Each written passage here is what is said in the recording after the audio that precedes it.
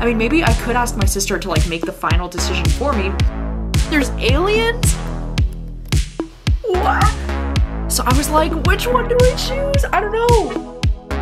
Hey, what's up? How's it going? My name is Gabby. Welcome back to my channel. Today we're going to be starting on a very exciting reading vlog where essentially my sister is going to be controlling my TBR for the week. So if you are wondering, I have done a video kind of similar to this in the past where my sister controlled my TBR, and so I'll have that video linked down below if you missed it, but it was one of my favorite videos that I made. But for this video, I was really inspired by my friend Riley and one of her videos that she made that was kind of more like a choose your own adventure vlog. And so how it works is she asked her friend Sarah to film some video prompts for her. So I have no idea what these prompts are. I have no idea what she's gonna choose for me. I just asked Rachel to film some clips of herself giving me different reading prompts. So the first one is just gonna be any reading prompt that she wants. And then after that, the next rounds will be if you liked the book that you just read, here's the reading prompts. And if you didn't like the book that you just read, here's the other reading prompts. And so it's fun because it's kind of like a choose your own adventure, because depending on if I'm liking or disliking the books that I'm reading for this vlog, it's going to affect the next book that I end up reading. You know, like it's gonna affect the next prompt. I hope that makes sense. I don't know. And then I also had her film a 5th prompt that's just for Patreon. So I'm going to be doing an extended version of this reading vlog for Patreon where she's gonna give me one additional prompt that is just for the Patreon part of this video only. And I'm so excited to see what she ended up choosing because I have absolutely no idea. It kind of stresses me out to have this much lack of control over what I'm gonna be reading this week, but it also makes me so excited to see what she's gonna choose. So I thought now would be a good time for us to react to the first video that she filmed for me together. She actually just filmed these earlier today in my room, and I'm so excited because I have no idea what she chose.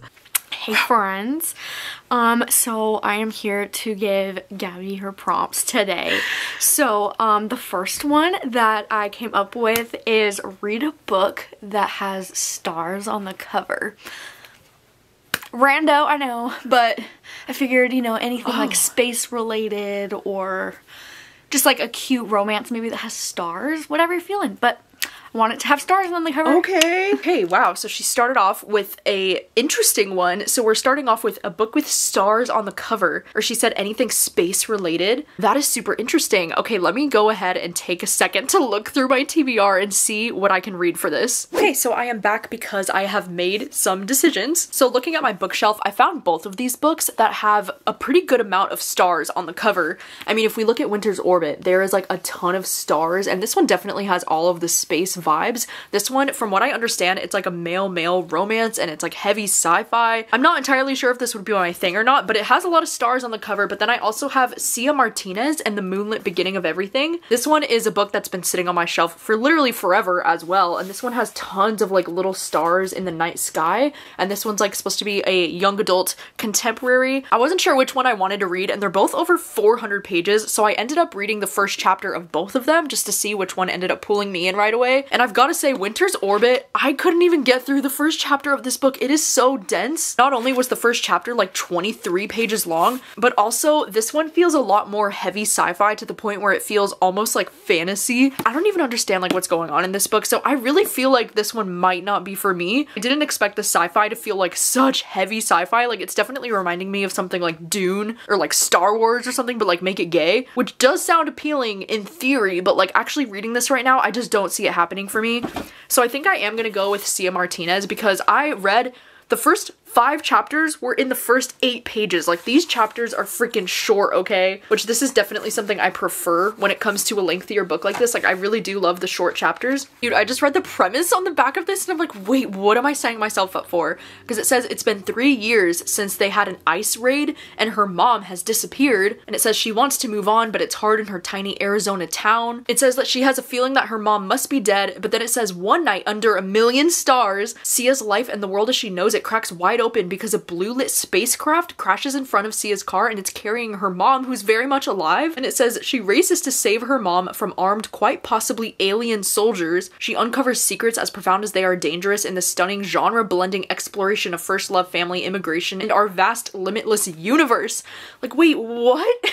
There's aliens? Okay, I didn't even realize that about this, so now I'm even more intrigued. I also love that it takes place in Arizona and that this family is Mexican because my family's also also Mexican, so I feel like I'll be able to connect to it for those reasons. So like, okay, we have our first pick for the video. I'm gonna read a little bit more of this and update you with thoughts once I have them. Okay, hello, it is the next morning, but I wanted to update you because I have started on Cia Martinez. I am now about 114 pages in, so I read a pretty decent chunk of this last night, and so far I would say it's going well. I really do like the characters. I really like Cia, and then she has this best friend named Rose that she's really close to, and I really do like their friendship. She's also starting to have like what might be like an early relationship with this boy named Noah. There's this like teenage boy named Noah that she's really starting to connect with, and at first I was kind of like, oh, this is kind of awkward because I thought it made it seem like her best friend Rose, like she was interested in Noah, and then Noah became interested in her, like Cia, so I was like, oh my gosh, is this gonna be like a messy like love triangle situation with her friend? But like I don't really think it's going in that direction. I don't know, so far this just seems kind of like slice of life, you know, like this girl is just talking about her mom who's been, you know, her mom has gone missing. There's also some like hints at like something weird that could be happening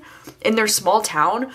Like it talked about how like one night there were these lights or something that they didn't know like where they came from. But like so far nothing that, you know, sci-fi feeling has happened yet. I mean, so far it's just felt very like contemporary. It's just felt like one of those like young adult contemporary coming of age kind of stories, which I really do like. I thought it was so funny because in my head I was like, this book is kind of giving me Aristotle and Dante vibes just because of the like, you know, the Mexican family and the way that they're like living in the desert. It was kind of giving me that just a little bit. But then it was funny because at the beginning of chapter 30, she literally says, I look up from reading Aristotle and Dante to discover the secrets of the universe. Like she totally mentioned it in this book, and I was like, oh my gosh. So like how cool, I guess, that she actually like shouted out that book, because it definitely feels like this is something that could be inspired, especially because of the way that she talks about like the world and the universe. It definitely feels kind of similar to like Aristotle's character in that way. I just don't think that I'm personally connecting with these characters or this story as much as I connected with Aristotle and Dante, because that's like one of my favorite books of all time. So far it's going well. I feel like it's reading very quick because I was able to read those 114 pages in like probably less than an hour last night. Like they really just fly by. I mean, most of the chapters are only like a page long or maybe like a page and a half long, but a lot of them just read like this, where it's like literally a paragraph is like the entire chapter. And even though this book is like over 400 pages, I have no doubt that I'll be able to finish this up today. It's about 10:30 in the morning right now. I actually have my BookTube live show in about 30 minutes, so I'm getting ready to do that. I was thinking after this live show, like maybe it would be nice to like get out of the apartment and go to like a local coffee shop and do all that.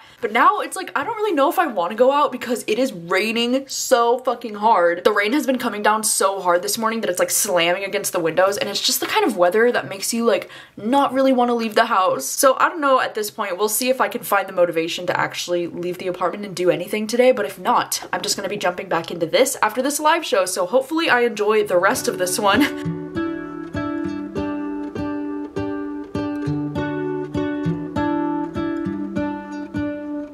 Awesome, thank you so much. Thanks, you too. Your smile. What if the wind could spread your love? What if your sweetness could reach everyone? There'd be no wars.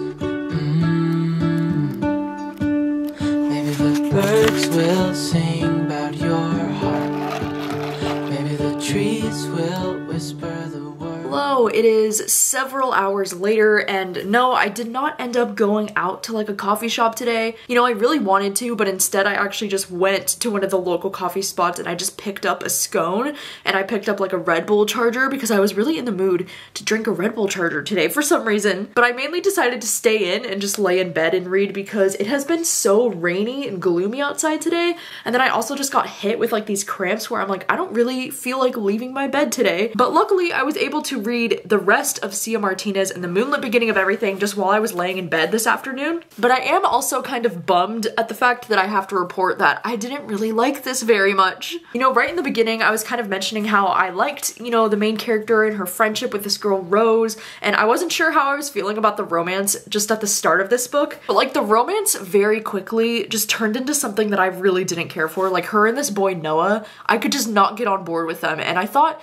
For a young adult book, it was a little bit steamier than I was expecting. I don't know, I feel like I always get surprised by the amount of sex scenes that might be included in young adult where I'm like, I don't want to be reading about these two teenagers having sex. And so I didn't really care for the romance that was happening in this book. I don't know, there was something about his character that felt very one-dimensional to me. The sci-fi elements of this book really just feel as if they come out of nowhere. And it's really weird with this one because I feel like the tone of the book completely changes in the second half. I feel like it almost is kind of a spoiler that they include some things in the premise of this book, like talking about her mom and how her mom is like found alive and that there might be aliens involved. Like, dude, I'm not even kidding. None of that shit even happens until more than halfway through the book. So like the first half of this book literally reads like a contemporary, like high school coming of age, like nothing's going on. And then the second half of this book is like aliens and like shit's scary and it's like sci-fi. And I was like, wait, what? Like, it was just so abrupt, the tone change in the book, that it was like, it felt like a completely different book. Like the second half of this book felt like it was in a completely different genre. And I honestly found the character of her mother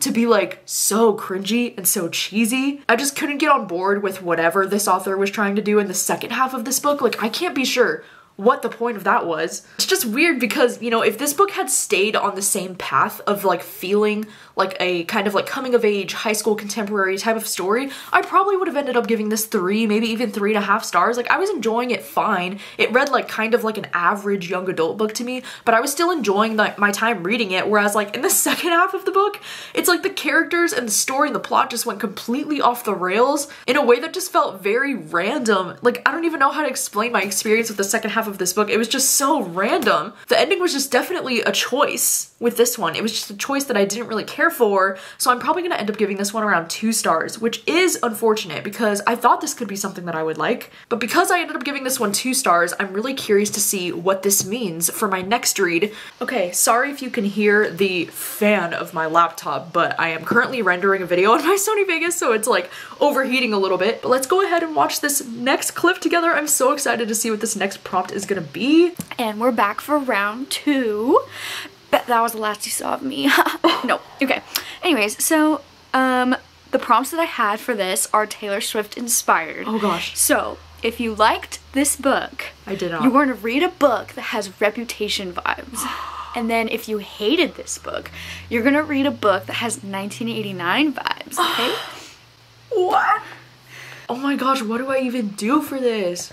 What? She said if I didn't like my book, which I didn't, then I need to read a book that has 1989 vibes? I feel like there's so many different ways that I can try and take this prompt, because when you think 1989, mostly I think like New York City vibes. I think like Polaroid, even like 80s vibes. Like, would that work for 1989? I feel like I really need to think on this one for a little bit, and I'll come back to you when I have more thoughts. I am back. It's been like 30 minutes of me just like going through my bookshelves trying to figure shit out, and I feel like I have 4 different options for this, but I don't know what I should go with. Because, for example, I just got this book in the mail called Under Your Spell, and it has this cute little guitar cover here on the cover, and this is one that I'm interested in reading, but I don't know if this necessarily gives me 1989 vibes. I mean, it definitely gives me like potential Taylor Swift vibes, but I don't know if that's the one that I should go for. I also have this book called The Summer of Broken Rules. This one I've heard is like a very much Taylor Swift inspired kind of story. Like, I've heard that there's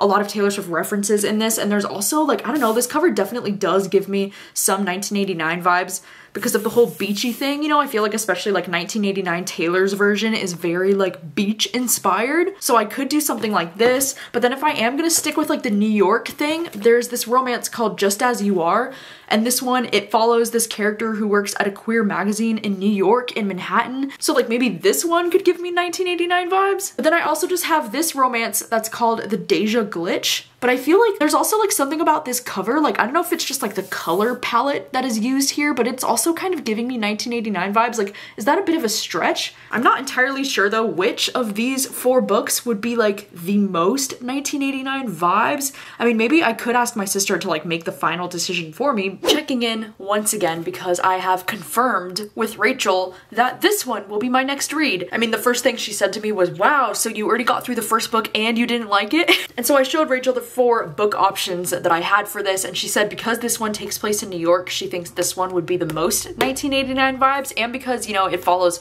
somebody who works for a queer magazine in New York. So I think this one will be my next read. I just got a head start on it and I read the first 3 chapters and I'm already like 42 pages into it. So if I can say anything about it so far, it's that the chapters are pretty long, but this book is pretty short overall. So maybe I won't mind it as much because it's literally only like 280 pages. But in this story, we're following this character named Liz who works at this queer magazine in New York that's like on the verge of shutting down. But then the magazine gets bought by these 2 wealthy lesbians. And right off the bat, it seems like Liz and this investor Daria, that's the love interest, it seems like they're already having a lot of issues and that they don't really like each other. I actually read too on the back that it says that this is an enemies to lovers romance. And it's also inspired by Pride and Prejudice, which I don't know, I haven't seen Pride and Prejudice, so like I don't know if it's a good retelling or not so far. But so far it's interesting enough. I think I'm going to continue reading this one tonight.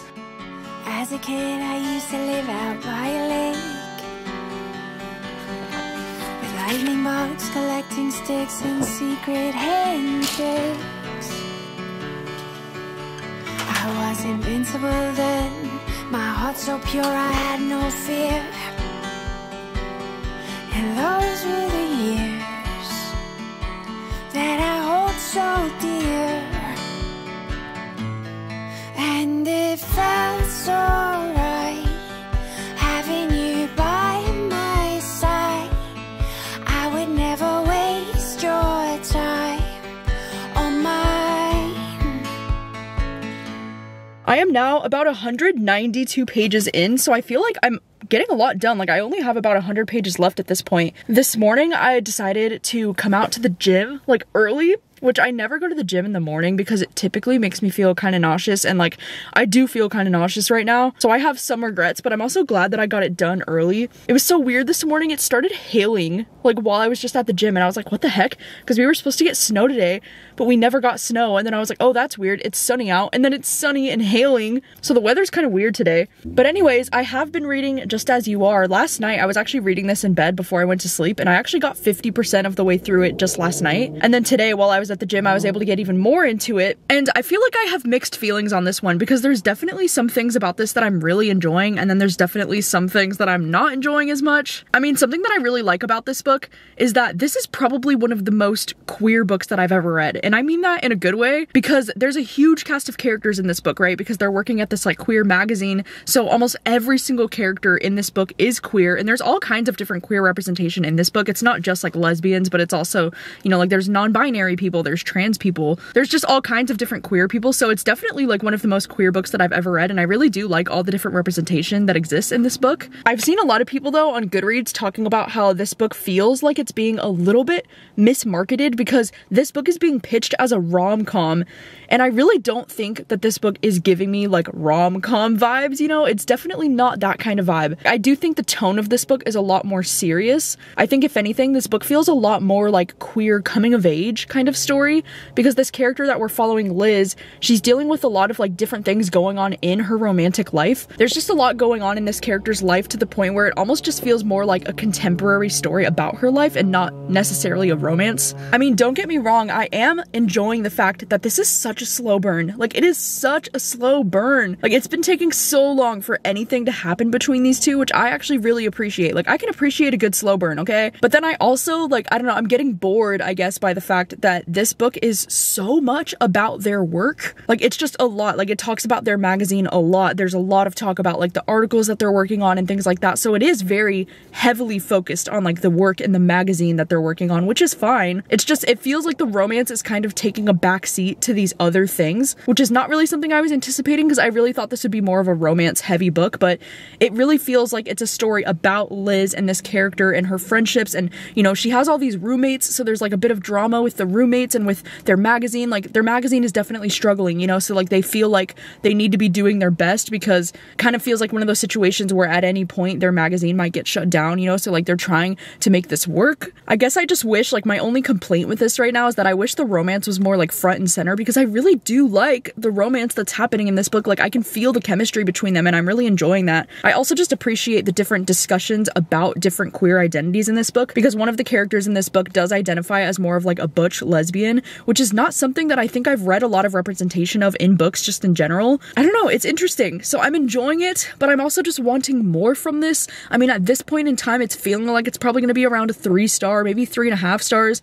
It really just depends on how these last 100 pages go. So anyways, I am going to head home and make some breakfast and finish reading this book. I'll probably make a little chai latte as well because, oh, it sounds so good right now. It's hailing again.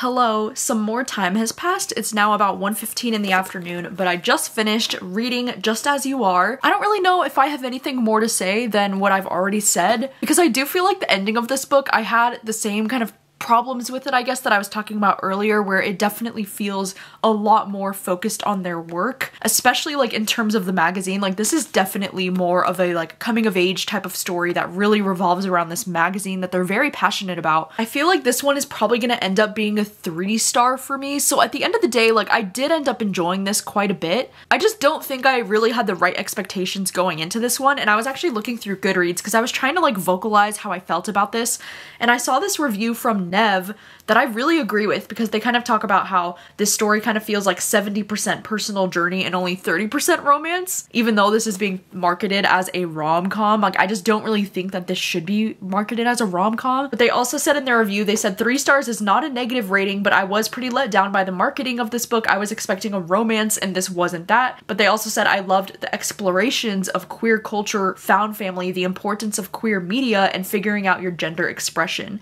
which I also think is really true. And like I said, like this is probably one of the most queer books I've ever read in terms of so much different representation exists in this book. And I love the discussions in this book about being queer and like the difficulties of like trying to be queer in this society. Like I really do appreciate all of those conversations. I guess I just wanted the romance to be a little bit more developed than it was, especially because they did have really cute chemistry and I really did like their moments together. I just wanted more of it, and I wanted the story to be a little bit more focused on the romance instead of the magazine. But yeah, overall, this was still 3 stars. Like I still enjoyed this, and so I think as I'm starting to watch this next prompt, I will be reading the prompt for if I enjoyed my last book, which is great because I did enjoy this. It just wasn't exactly what I was expecting, but 3 stars is still a good enough rating that I feel like if I rate anything 3 stars or higher, that means that I liked it. I don't know why it makes me like so nervous when I'm about to watch the next prompt, because I'm like, what is it gonna be? Round 3 already? What the heck? You're literally so fast. So the ones that I picked for round 3 is, if you liked this book, then please read a book that has black and white on the cover. And if you hated this book, you have to pick a book that has all the colors of the rainbow on the cover. That's crazy. Okay, first of all, I'm really glad that I ended up enjoying this, because I feel like this one was a lot easier. Like picking a book with black and white on the cover will be a lot easier than trying to pick a book with like every color of the rainbow. Wow, so I'm glad that I ended up liking this book, because can you imagine trying to figure that out? Oh my gosh. Okay, so I'm gonna take a quick look through my bookshelves and try to find something that has black and white on the cover that I'm interested in reading. Okay, hi, I am back again because I have looked through my bookshelves and I found these 2 books that do have a lot of black and white on the cover. These are 2 horror books that I've been really excited to read. I actually showed both of them to my sister, and Rachel was like, this one looks way more black and white, because she was saying this one kind of looks like, I don't know, the colors look a little bit more gray. Maybe because these are supposed to be trees. Like, are these more green? I'm not entirely sure, but I'm kind of happy about that, because I was thinking about reading this book for a different vlog later this month, so I definitely do want to be reading this one really soon. But I guess it would make sense to, you know, try to read something else for this video. Even though this one does have this a little bit of red on the cover here, this one does have black and white pretty prominently all over this cover and on the back. And this cover, I don't know if you can tell just from looking at it, but there's like some white paint, like it looks like white paint on the cover, and then there's this like black little roller coaster. And all I know about this one is that it's a horror book that's about this amusement park called Fantastic Land, where like something really awful happened here. I think it's also told in a very unique format where we're like reading interviews from people who were there. I'm not really sure what to expect with this one, to be honest, but I think I'm gonna go ahead and start Fantastic Land next. I might end up downloading the audiobook from Libro if I find that it's a little bit too dense, because I was just flipping through the pages and I was like, oh wow, like some of these pages look like full, like wall-to-wall text, and I don't know if my brain can handle that at the moment. So yeah, we will just have to see, but I'm gonna go ahead and get started on this one, and I will update you with thoughts once I have them.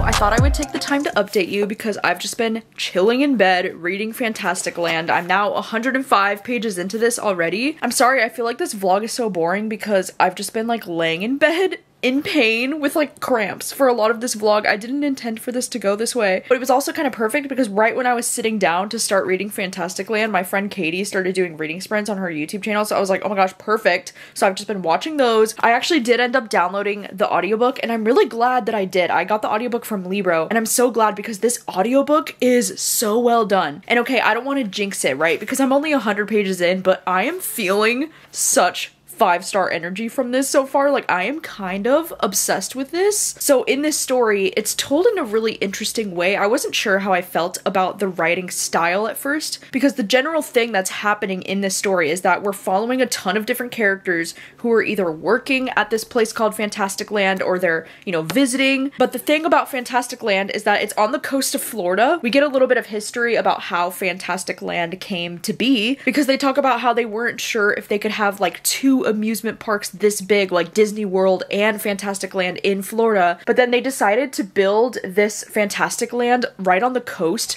to the point where they knew it could be unsafe if there was ever a hurricane of a certain size, because if the sea levels would rise, they knew there was a chance that they could be in danger in the future if there was a really bad hurricane. And so we're following these characters who are at the park when this really bad hurricane hits, and I think that they're saying there's about 300 people, or like a little bit less than 300 people that get stranded at this park during the hurricane. And that's a mix of, you know, park employees, it's a mix of visitors of the park, just like a whole bunch of people that end up having to take shelter at Fantastic Land during the hurricane. But like with the way that the city works, I guess that Fantastic Land was like low on their priority list because this hurricane was like massive and hugely devastating to like the surrounding areas in Florida. And so because with this theme park, Fantastic Land, I guess they had a bunch of safety precautions and like things set up so that if people did need to take shelter at this theme park, they could survive there for a long time, because they have a lot of, you know, generators and like emergency things available to people and a lot of food, and like they are built to withstand an emergency situation like this. So because of that, Fantastic Land was kind of low on the priority list for, you know, emergency services and for people to come and help. And so because of that, nobody was able to reach this Fantastic Land theme park where all these people were stranded for a few weeks after this really bad hurricane comes. And then they weren't expecting the situation to be quite as gruesome as it was. I mean, the way that the back premise describes it, they say photos soon emerge online of heads on spikes outside of rides and human bones littering the gift shops, breaking records for hits, views, likes, clicks, and shares. How could a group of survivors, mostly teenagers, commit such terrible acts? So it says because these teenagers are cut off from the rest of the world and left on their own, they soon form rival tribes who viciously compete for food, medicine, social dominance, and even human flesh. So it's like these teenagers just go into complete like fight or flight mode because most of the employees that work at this park are really young, like under 25, and there are some boys who choose to like act like society's rules don't exist anymore and they start to get really violent. And so this is definitely kind of giving you know, like Lord of the Flies. Like I know on the back this says that it's a modern take on Lord of the Flies meets Battle Royale, which I don't know why I didn't realize that, because Battle Royale is actually like one of my favorite books of all time. So like I'm definitely seeing the comparisons there. And I do like the way that this book is told. I wasn't sure if I was gonna like this style of writing at first, but I actually really do like it. And basically the entire story is broken down into interviews from different people. So like every single chapter so far has been from the perspective of somebody different, kind of like explaining what was going on. And it's cool because you not only get the perspective of, you know, employees who are working at the park and like owners of the park,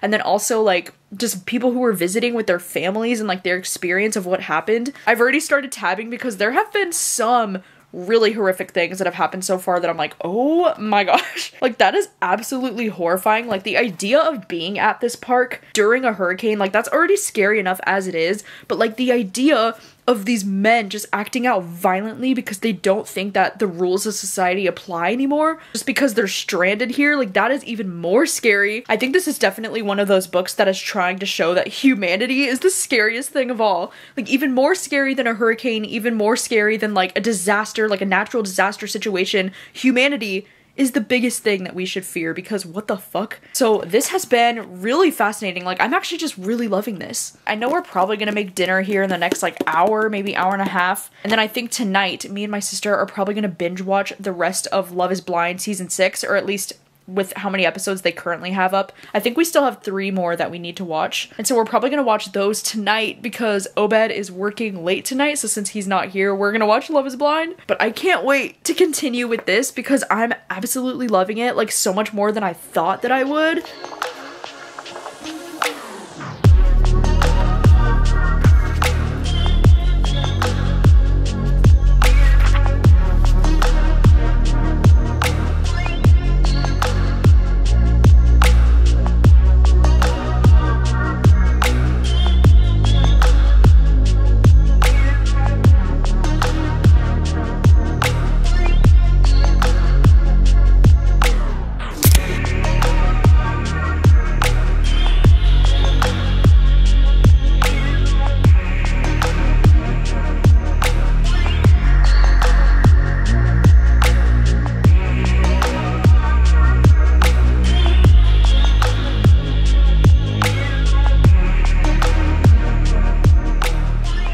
Hello, it is the next afternoon. Last night, my sister and I, we ended up watching Love is Blind. We're all caught up on the episodes. I think there's only like 9 of them that are out right now. But like, oh my gosh, dude, what the heck?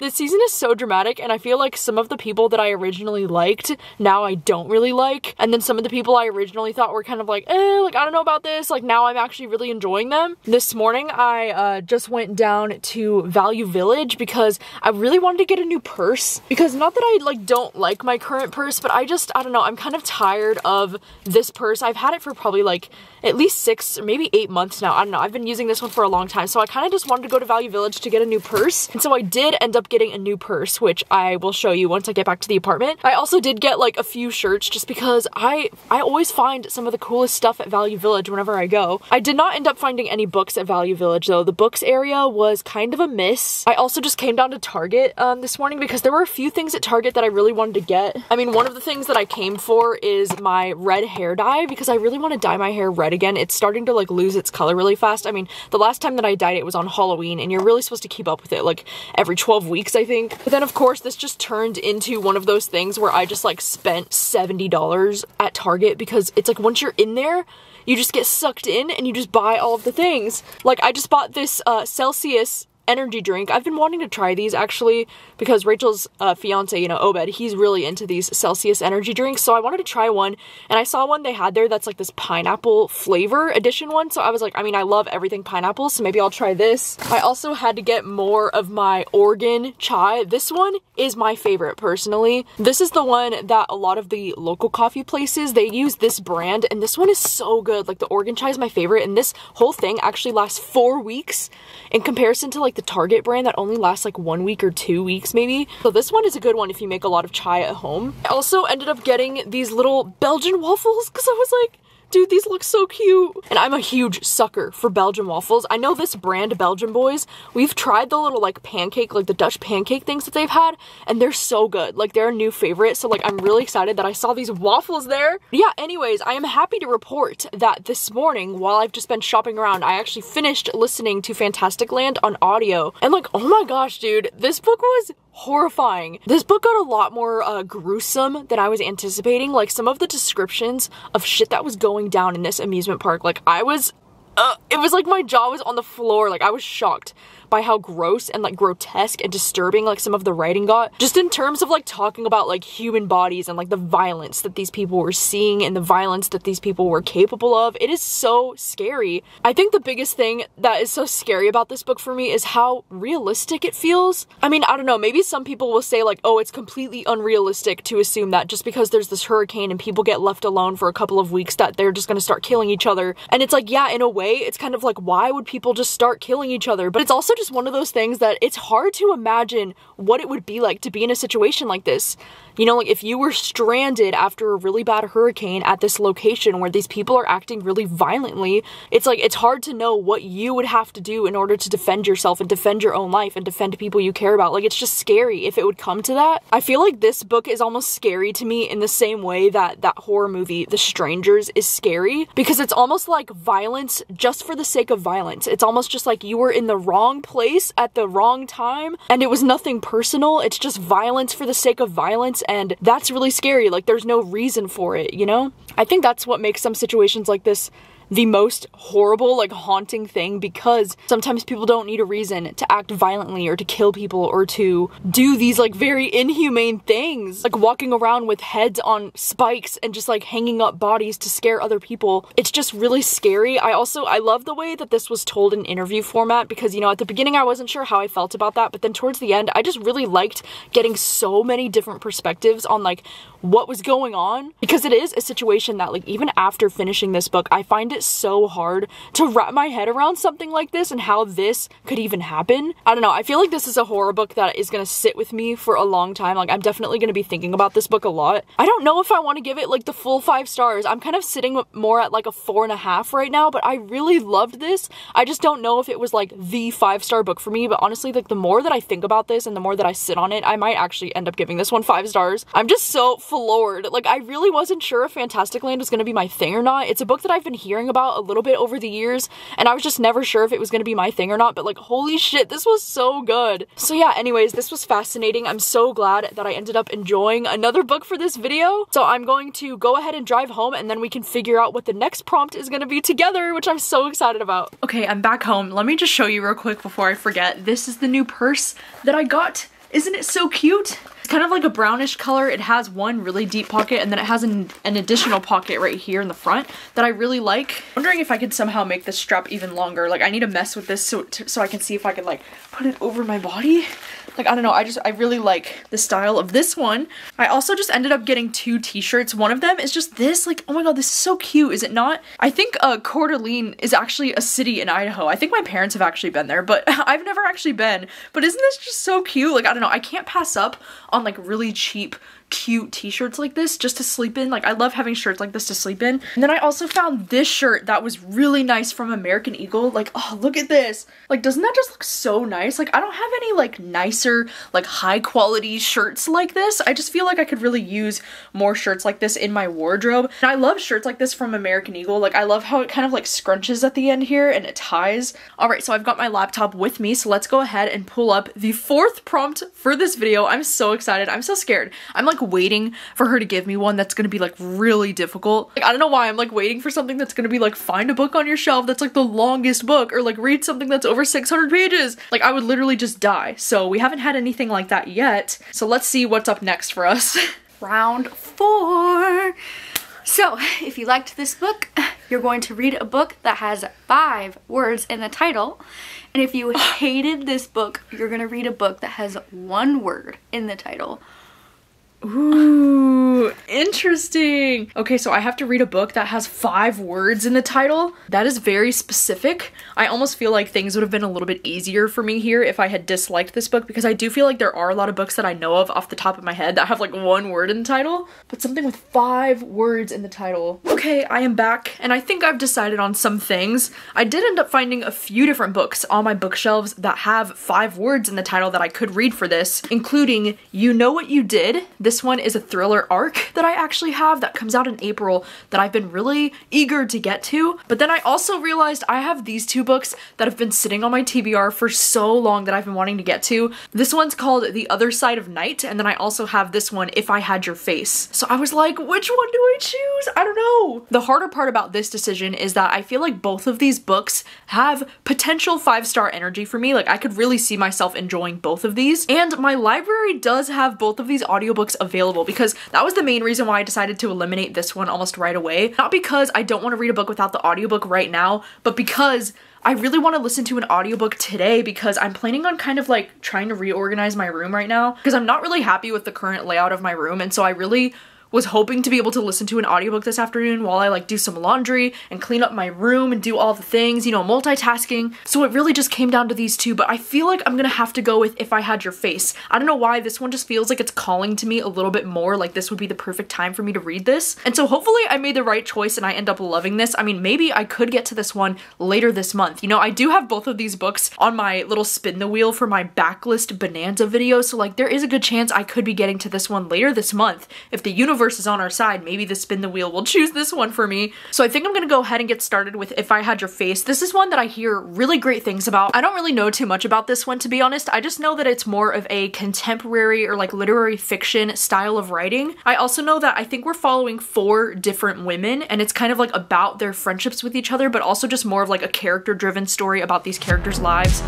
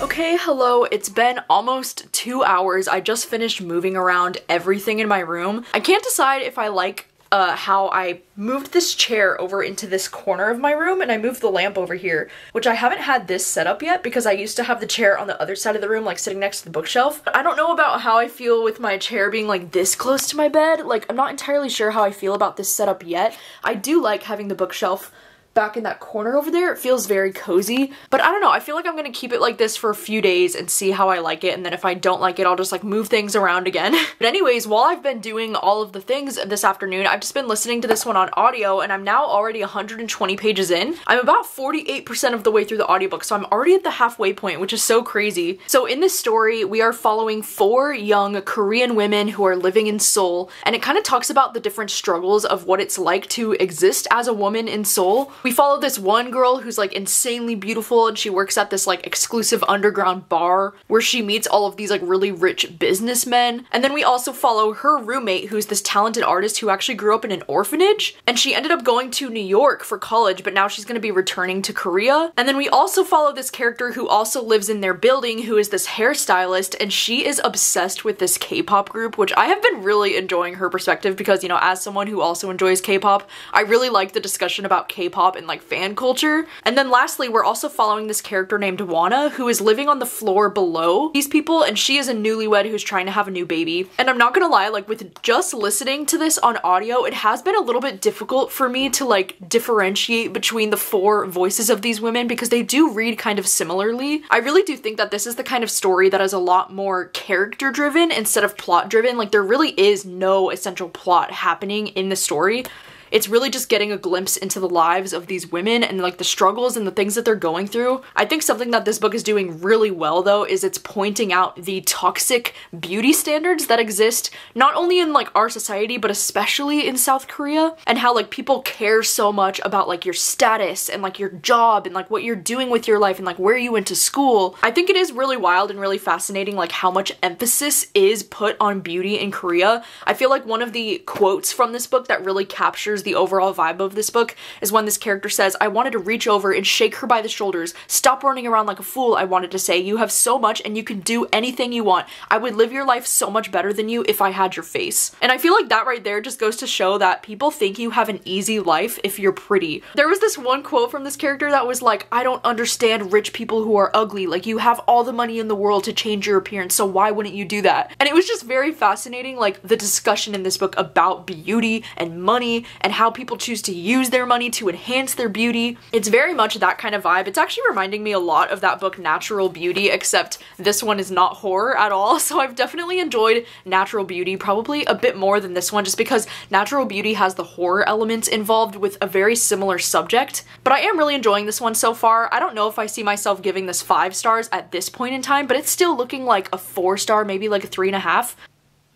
Hey, hello, it is many hours later. It is now 10 o'clock at night. And earlier tonight, it was so much fun because we finally started watching season 2 of The Traitors, which has some of my favorite Big Brother players, like of all time on season 2 of The Traitors. So I'm having the time of my life watching that so far. We only watched the first 2 episodes, but I'm already so into it. But I wanted to update this vlog because I have finished reading If I Had Your Face. This book was such a quick read. The book is only about 268 pages and the audiobook was only 8 hours long. One thing that I forgot to mention to you in my last update talking about this book is that this copy that I have is actually annotated by someone, which I didn't realize when I bought this because I actually bought this secondhand. Like I bought this at a used bookstore. And so I didn't realize at the time that I bought this that there was some annotations in this. Like there was some lines underlined and then there's some like notes written in the sides on some pages. And so that made my reading experience even more fun because I love reading books that have been annotated by somebody else previously. Like it feels like I'm reading it with someone. I really do wish that more people would like annotate their books and then donate them because I feel like it makes them so much more fun to read. But I don't know, I have to say I'm torn on how I feel about this one. I really appreciate the way that this book talks about Korean culture and the way that women are expected to behave in Korean culture and just like the toxic beauty standards. Like that's definitely the main focus of this book. I mean, it's literally called If I Had Your Face. It's a lot of talk about like the beauty standards in South Korea. There's a lot of talk about like, you know, women speculating if the others have had surgery or like what they've done to their faces. It's definitely a lot of that. I'm not gonna lie, I found the second half of this book to be just a little bit repetitive and just, I don't know, I feel like I just wanted so much more from this at the end of the day. Like I feel like the message was there. Like I definitely stand by the message that this author was trying to send. Like I think she did a good job of doing that. I guess I just didn't really connect with the characters in the story as much as I was hoping to. And I don't know if it's because we were going back and forth between, you know, 4 different perspectives, and so maybe it's because there were so many perspectives I felt like I didn't get enough time with these characters. But I don't know if it was like the characters themselves or if it was just the writing style. Like there was just something about this book that I found difficult to connect with, and I just thought this one ended up being okay. I don't know, I'm probably gonna give this around 3 stars. Like I still definitely enjoyed it and I mostly have positive feelings towards it. It just was a little bit underwhelming because I thought this could be like a 5-star read for me. I don't know why I went in with like such high expectations. I think because I really like heard a lot of great things about this. So if you are watching on YouTube, this is going to be a wrap on this reading vlog. I got to 4 different books that have been sitting on my shelves for such a long time, which is great. So if you would like to see the Patreon extended version of this vlog, I will have that linked down below, because my sister has still recorded one more prompt that I'm going to have to find a book for that I haven't watched yet, and so I'm going to be watching it right after I finish filming this clip. But if you would like to see that extended vlog, I will have it linked down below in the description. But if not, thank you so much for watching this vlog. I'm so glad that I got to 4 books that have been sitting on my TBR for a while now. I think it's safe for me to say Fantastic Land was like the biggest success of this video for me, and I'm so glad that this book was such a win, because this is a horror book that I've just been really excited about for a long time, and I was never sure if it was gonna be my thing or not. So yeah, thank you so much for watching. You'll have to let me know what you think of like this style of reading vlog, and if this is something you would like to see again in the future, because I would be happy to do another round of this in the future with like my sister, or maybe even something like this with my mom or my dad or like my friends. Like, I don't know. Let me know what you think of doing something like this again in the future. And thank you so much for watching as always, and I'll see you very soon with another video. Bye!